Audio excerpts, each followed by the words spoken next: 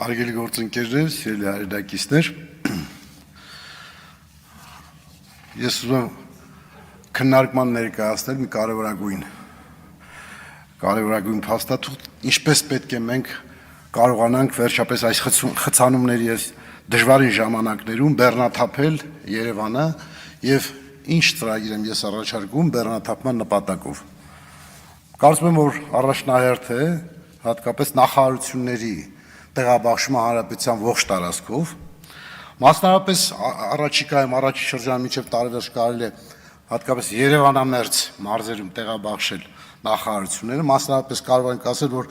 տարածքային կառավարման եւ ենթակառուցվածքների նախարարությունը կարելի է Կոտայքում տեղաբաշխել եւ աշխուժացնել նաեւ Կոտայքում որոշակի գործառույթներ տնտեսական իմաստով, նաեւ քաղաքացիների մուտքը, նաեւ բեռնաթափել Երևանը։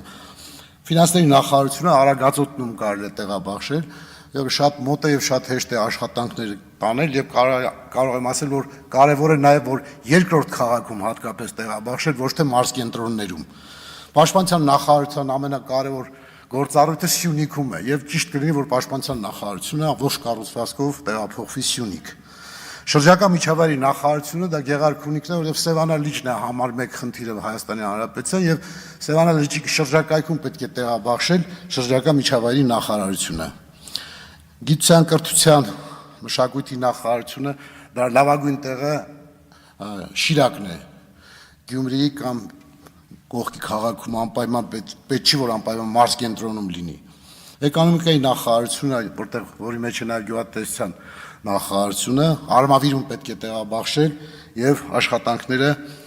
իրականացնել հենց այդ մարզում։ Աշխատանքի սոցիալական հարցերի նախարարությունը Տավուշում կարող է տեղաբաշխել, առողջապահության նախարարությունը Լոռիում եւ դրանք կաշխուժացնի ողջ հանրապետության տնտեսական կյանքը։ Բոլոր բարձրագույն ուսումնական հաստատությունները ակադեմիական քաղաք տեղափոխվել, առևտրի կենտրոնները քաղաքից դուրս անպայման տեղաբաշխել, կրթական, մշակութային, տնտեսական առանձին գործառույթներ բաշխել հանրապետության այլ տարածքներում, դրանով իսկ բեռնաթափել Երևանը եւ դրանով իսկ նվազեցնել արտագաղթը